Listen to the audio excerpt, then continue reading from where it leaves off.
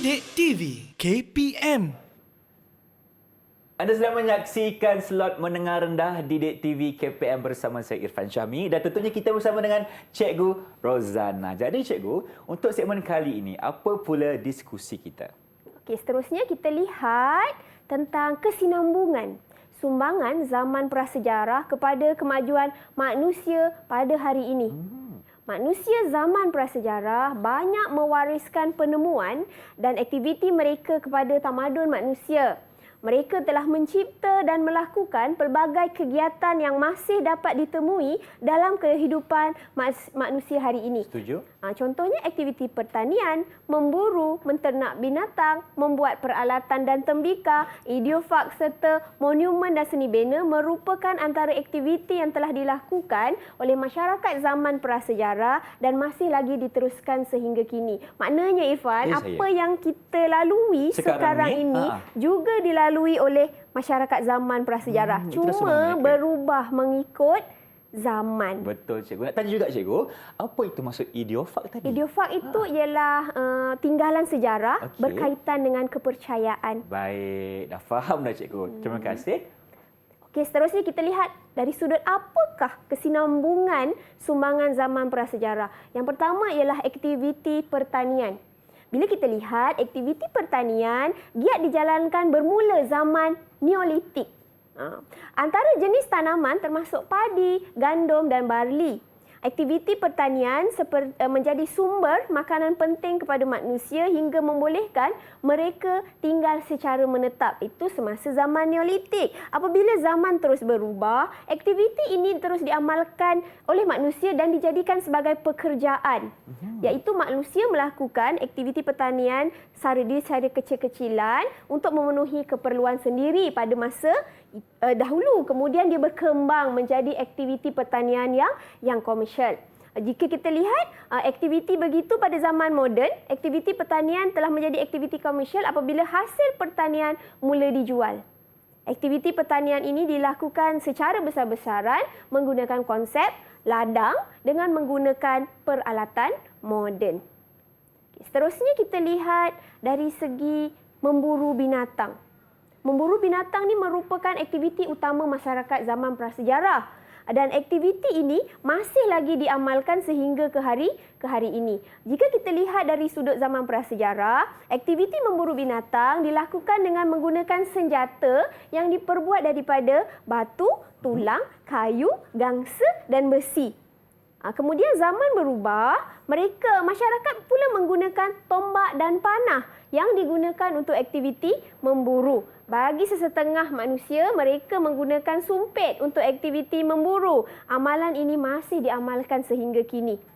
Tapi berubah pula pada zaman moden, aktiviti memburu dijadikan sebagai hobi dengan menggunakan senjata yang lebih canggih, berlesen dan berdaftar. Di Malaysia, lesen memburu binatang dikeluarkan oleh Perkhidmatan Jabatan Perlindungan Haiwan Liar dan Taman Negara. Okey, nampaknya Cikgu di sini sekarang ni kalau kita nak memburu, kita perlu dapatkan lesen dulu Cikgu. Ya, itu pada masa kini. Pada masa kini. Pada zaman dahulu tak perlu sebab memburu ni salah satu sumber makanan.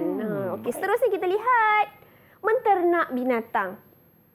Kalau menternak binatang, kita terus ingat lembu, kan? Menternak lembu, menternak kambing dan sebagainya. Sebenarnya, aktiviti menternak binatang memang telah dijalankan semasa zaman Neolitik, di mana manusia telah mempunyai kemahiran menternak binatang dan aktiviti ini dilakukan untuk mendapatkan sumber makanan yang berterusan. Dia berubah pada zaman moden. Kita lihat pada zaman sekarang perternakan dilakukan secara komersial bagi menampung keperluan daging dan tenusu untuk sesebuah negara. Malah untuk dunia. Betul Cikgu, kita ada import dan ekspor juga. Maknanya menternak binatang ni asalnya memang telah dijalankan oleh zaman Neolitik dan dia berubah teknologinya mengikut peredaran zaman. Mari kita lihat dari sudut peralatan. Peralatan manusia zaman prasejarah diperbuat daripada batu, kayu dan tulang haiwan yang digunakan untuk pelbagai kegunaan dalam kehidupan mereka. Peningkatan pengetahuan manusia telah membolehkan campuran logam, acuan dan suhu pembakaran membolehkan peralatan gangsa dan besi dicipta bagi menggantikan peralatan batu dan kayu.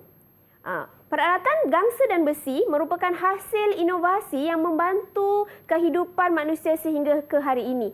Jadi terciptalah pedang, parang, cangkul, keris dan kapak. Pembuatan peralatan besi ini terus kekal dalam sejarah dan tamadun manusia. Maknanya kita lihat daripada perkembangan zaman logam, dia berubah mengikut zaman dan manusia boleh membina acuan untuk membina peralatan yang lebih baik.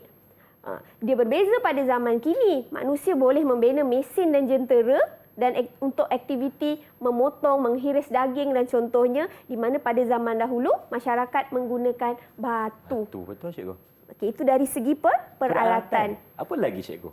Sumbangannya. Okay, kita tengok tembika. Tembika, okey. Okey, tembika pada zaman prasejarah manusia mula menunjukkan kesenian mereka, kemahiran kesenian mereka dan salah satu peralatan yang mereka cipta ialah tembika.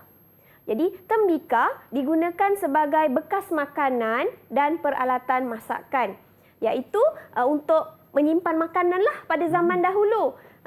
Kita lihat pula perubahan zaman di mana tembika buatan Cina seperti tembika dinasti Ming contohnya dan buatan Vietnam telah menunjukkan tembika pernah menjadi komoditi perdagangan yang penting.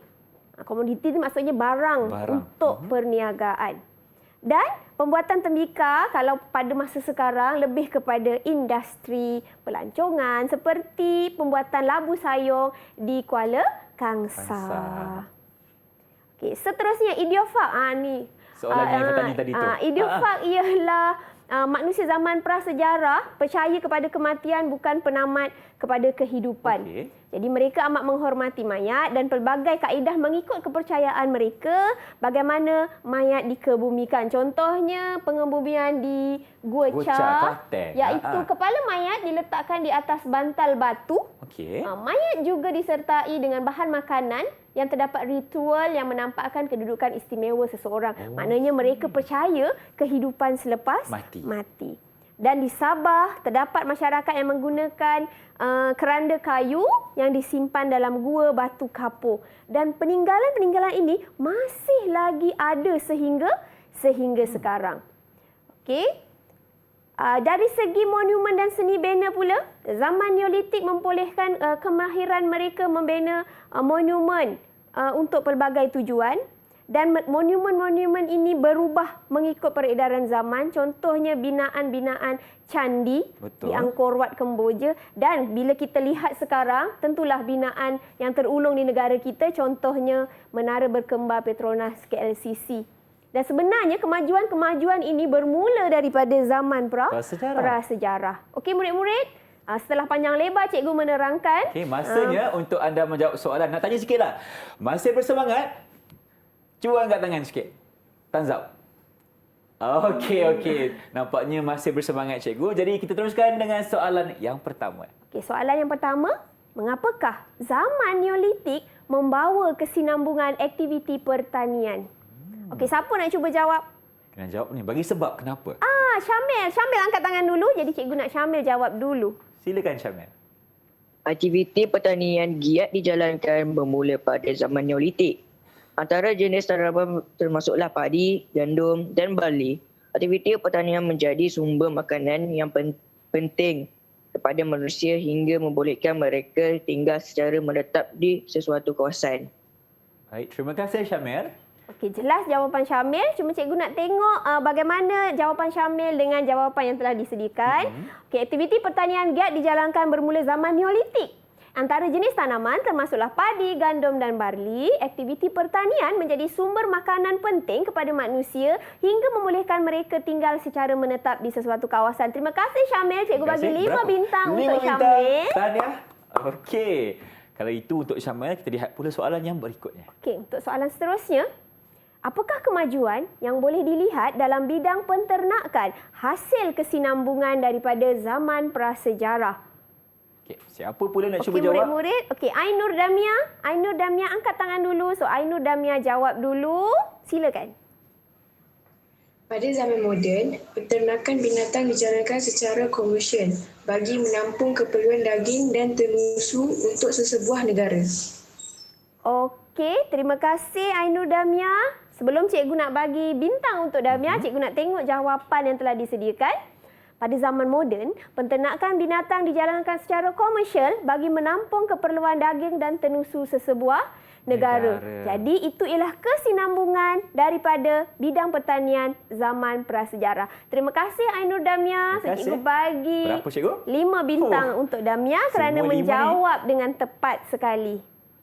Okey, seterusnya. Apakah kegunaan tembika pada zaman prasejarah? Okey, Danish Irfan angkat tangan. Danish Irfan jawab. Silakan Danish. Manusia zaman prasejarah mempunyai pengetahuan dan kemahiran membuat tembikar yang dijadikan bekas makanan dan peralatan masakan. Terbaik Danish Irfan. Terima kasih. Macam mana cikgu jawapan yang diberikan? Nanti cikgu nak tengok dulu Okey. jawapan baru cikgu bagi bintang. Silakan. Okey, tadi jawapan kita dah dengar jawapan Danish Irfan. Mari kita tengok jawapan. Manusia zaman prasejarah mempunyai pengetahuan dan kemahiran membuat tembikar yang dijadikan bekas makanan dan peralatan masakan. Okey, cikgu bagi 5 bintang untuk Danish Irfan kerana menjawab dengan tepat sekali. Terima kasih Danish. Okey, nampaknya semua murid cikgu berjaya mengumpul 5 bintang untuk segmen kali ini. Berikan tepukan untuk diri sendiri dulu. Yeay, tahniah semua. Dan itulah dia penerangan oleh Cikgu Rozana berkenaan dengan kesinambungan sumbangan masyarakat prasejarah untuk kita sekarang ini. Jadi, kalau kita dah faham, jom kita berhenti berehat dulu. Teruskan bersama kami tentunya di Didik TV KPM selepas ini.